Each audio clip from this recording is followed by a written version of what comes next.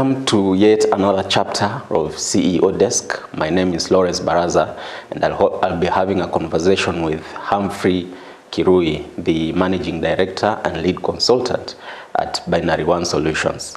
Humphrey is a business leader and IT strategist with over 20 years of experience shaping the future of businesses with a seasoned ICT experience. He's spearheaded the creation and launch of a cutting-edge digital loyalty portal, orchestrating an AI-driven SME chatbot and a custom Android app and call center function to drive excitement and product demand at the last mile consumption. There's so much to talk about Humphrey, but he'll delve deeper into it himself. Karibu sana, Humphrey. Thank you very much, Brother Lawrence. Well, we are Binary One Solutions, which is basically a homegrown IT consulting company that has a futuristic outlook when it comes to helping local enterprises from mid-sized to large enterprises to digitally transform. Yeah. So, well, you've touched that it's a nutshell about Binary One Solution. But if you met me in the street out there and I've seen you somewhere as the MD Binary One Solution and I've never heard anything about Binary One Solution, what would you tell me about Binary One Solution? Great. So to put it simply, we help companies use technology to get to the next level of business. That is to improve efficiency and drive growth and profits. Yes. How's that what inspired you to come up with Binary One Solution? What was the reasoning behind Binary One Solution? All right. So prior to Binary, we're basically a team of ex-corporate CIOs or IT managers. So we saw gaps in local industry that could be filled in with solutions that we had tried out and tested in large companies, some of which are actually Fortune 500 manufacturing companies. And so we sought to take those strategies that these companies used and apply them in the local market. And we tried them with international best practices and looked at solutions or pillars for digital transformation around customer experience, ERP excellence, and cost optimization. What are some of the challenges or opportunities that you have faced or identify in the digital transformation space? Well, challenges locally are predominantly around mindset. So getting to convince local business owners that technology can work for them and it's just not another unnecessary cost. So that change of culture with respect to technology and in terms of technology uptake, I think has been the biggest hindrance. But by and large, because we have successful or success stories with all our three products, then that appeases these business owners who hesitate when it comes to taking up digital solutions. Yes. Kenya has 47 counties, and as Binary One Solution, I understand it's a Kenyan product. Yes. How many counties are you operating so far? Currently, we are only in Nairobi, major capital city here in Kenya, but we service clients far and wide, including in the coastal region. We've got also customers as far as Tanzania and within the East African space in Uganda, DRC, South Sudan. We've got one particular client who's a multinational that's taken up ERP services across the board, across the geographical area that he has presence in. How many countries are you active in Africa? Well, currently we are active in Kenya, but we're saying we are able to service,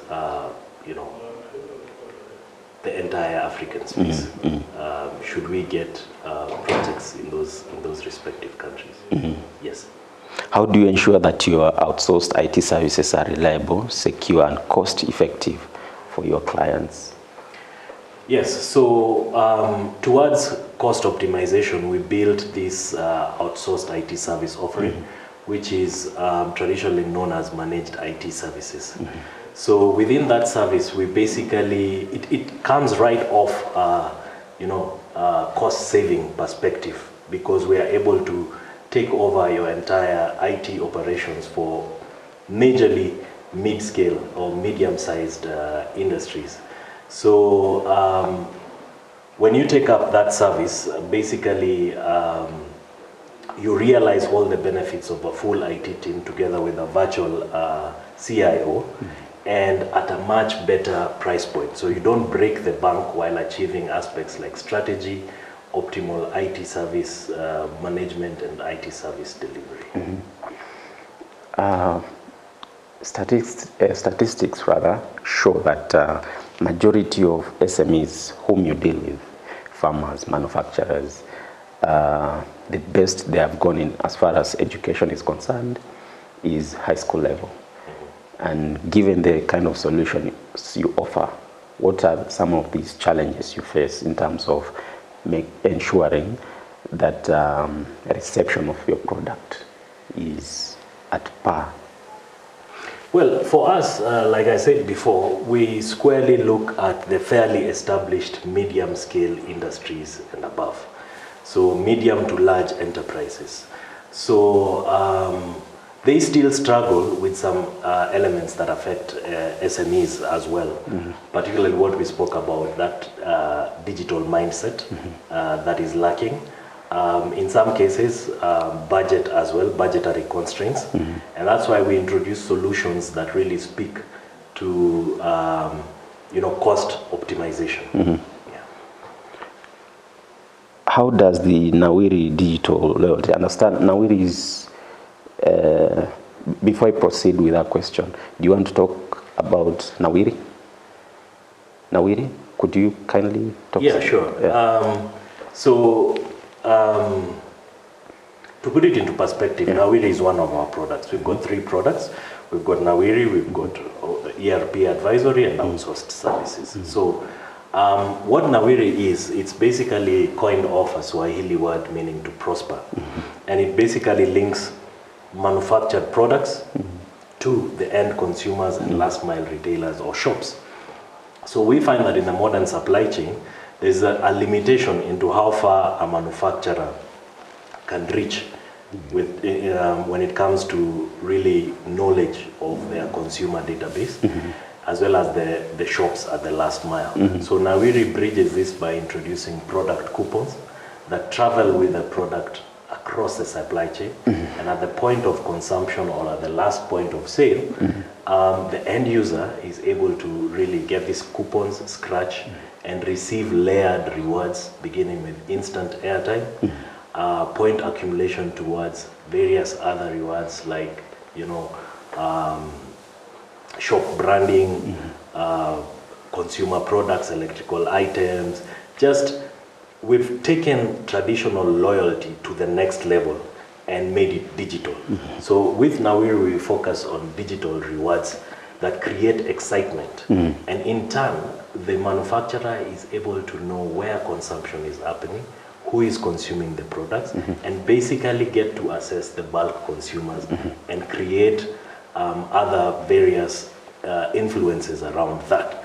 For example, marketing communications through bulk SMS, getting to know preferred products in what areas, and this is really, really rich information that drives, digital initiatives, digital campaigns. Right. It appears you've read my mind. You've answered quite a number of questions. You're way ahead of me, but that's fine. Based on what you've said about Nawiri, my next question would be, how do you approach ERP advisory and implementation, and what are some of the best practices or tips that you can share with potential or existing clients? Well, we take a very strategic approach towards the world of ERP. Now, ERP really can be a mouthful for people who are not really tech savvy. It stands for Enterprise Resource Planning Software, and they've got a number of ERPs in the market from SAP, Sage, Odoo, you know. But the question is, how does a business owner know what ERP to settle for, and what will the ERP help them achieve?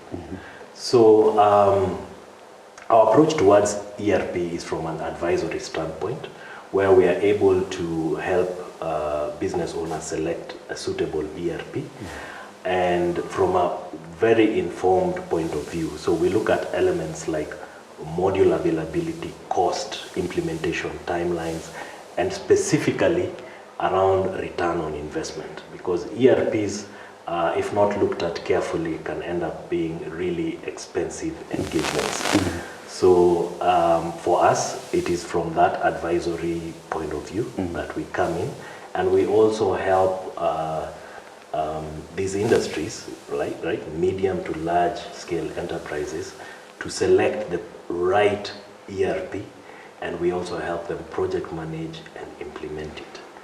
One gray area around ERP uptake is getting to know the requirements, what we call scoping and blueprinting. So we also help with that, so that you actually make 100% informed decision when taking up an ERP solution. What are some of the modules, well, if you mention them, that is fine, that you offer in your ERP solution, and how do they integrate with each other and with other systems or platforms? Yeah, so the world of ERP is murky, like I said, and it is that reason why we took it upon ourselves to really deep dive into ERP, the ERP world, and really bring out the best of it. So when you talk about modules, different ERPs have different modules, but for us, we bring on board upcoming ERPs like Odoo that are really strong when it comes to a modular basket of offering. What do I mean by that?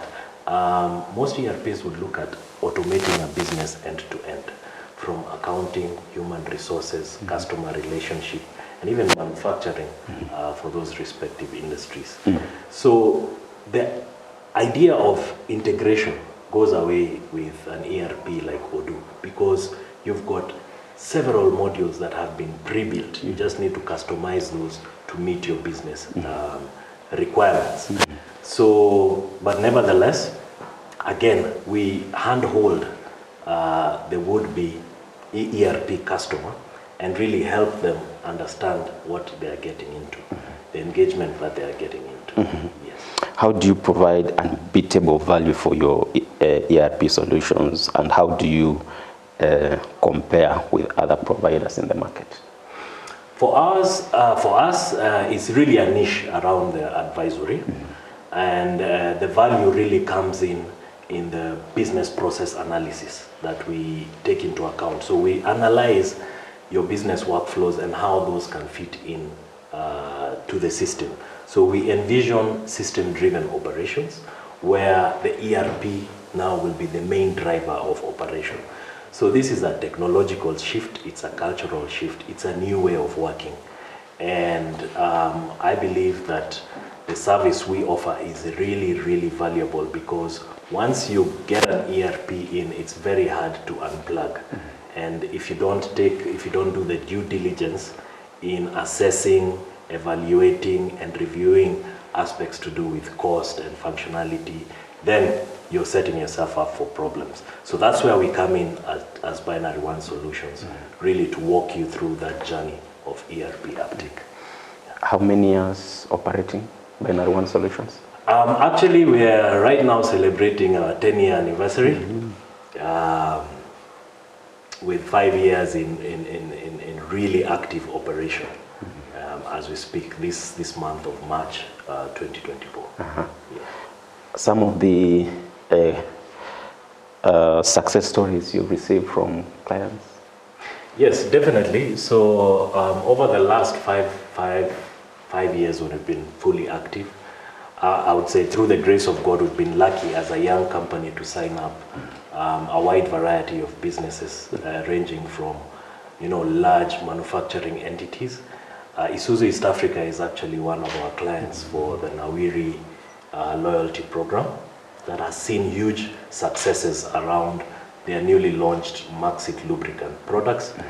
And we've also had successes with ERP advisory, primarily around Odoo ERP uptake, with customers like Royal Oven Tanzania. We've also got a prominent petroleum distribution company that is a multinational off of Dubai and right across Which is? Kenya. This is Pacific Petroleum. Right across Kenya, South Sudan, Uganda, DRC. So that's been a huge success with Odoo. And in the traditional last product, that is outsourced IT services, we've helped upcoming medium-scale companies like Romas Concrete, the International Safety and Training Center, and we've got a very prominent law firm that's actually outsourced their entire IT operations to Binary One Solutions. Yes. How do you measure your impact or value addition? When it comes to value addition, I think ROI is something that we look at, return on investment. So you're looking at the investment you put into the solutions that we offer and how that drives your business forward, both from an efficiency point of view and from a profitability point of view.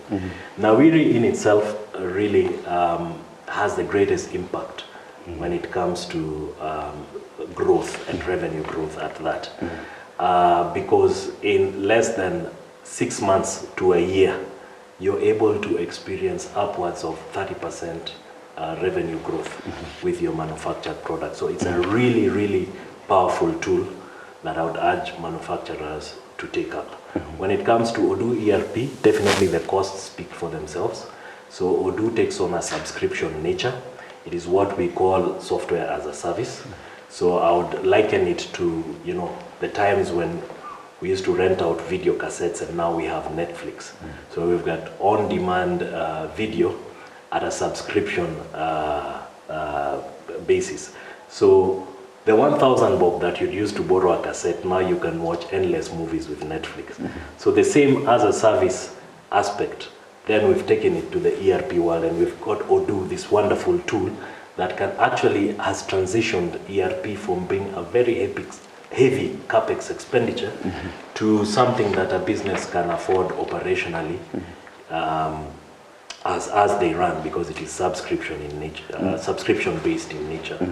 And with our last product, outsourced IT services, really you get the best of breed IT advisory through our virtual CIOs, coupled with automations like help desk and service desk automation. And that typically is a leaner way of running than maintaining a full-time IT team. You've spoken of virtual CIO. Yes. What are some of the features or advantages of using a virtual CIO over a traditional IT manager or department? Great. So the area we look after, that of mid-sized enterprises, struggle with this a lot, because a mid-sized enterprise with around 50 or so computers would really struggle with IT support, because is it the one-off IT guy that you maintain? Budget may not be available to hire a full-time IT manager, because that's really not your core business. So the value of a CIO is in injecting strategy to IT operations. And what do I mean? The first instant, we would come in and the virtual CIO would run an IT audit that would produce the gaps. Then the gaps feed into an IT strategy that really support your corporate strategy. So that really is big for medium-scale enterprises, because half the time they don't know where to get this advisory. And on top of that, we've got personnel management. So for the IT support resources that we put into place to man the IT help desk, The virtual CIO would also oversee this and look at matters of IT security and also IT policy formulation. So by and large, if you look at best practice IT management, you will have it with our outsourced IT service, particularly in this underserved area of mid-sized enterprises. Yes. Future plans for Binary One Solutions? Well, for us here at Binary, our future is really around growth, right? We've got the products that have been well thought through. We've got use cases and success stories around all our products. So ours is just to grow and to help industries, local industries, broad scale, whether be it manufacturers, NGOs, law firms, to really grow and get to the next level of excellence, while from a very informed cost-conscious point of view, and really with profits. You know, the core mandate for any business is really profitability. So we also really focus our KPIs around that, both cost optimization and profitability. My one last question. I'm an SME, and I'm very much interested to work with Binary One Solutions. How much do I require to onboard you? Well, cost with our solutions, you see, we're not really about just selling our services. It's about offering a solution. So with a solution, you have to assess the pain points that you as an SME are struggling with. So our first engagement is free of charge. So where we come in, look at the various aspects of your business, how you operate, where you're struggling with from a digital or technology point of view. And then we give you recommendations for projects that you can take up to really fill in those gaps. Then we start now talking about the commercial elements. So to reach out to us, we cannot talk costs at the first instance. So for us, as a consulting company, we don't just start by raising hourly fee notes. We really look at your pain points, and then offer solutions around that. Okay. Yes. There you go. Humphrey Kirui, the man himself. He architects and advises on IT solutions tailored for businesses of all scales, from medium to large scale enterprises. My name is Lawrence Baraza, and Mr. Humphrey, thank you. Thank you for making time. Lawrence. And as we say here in Binary, twende kazi. Thank you.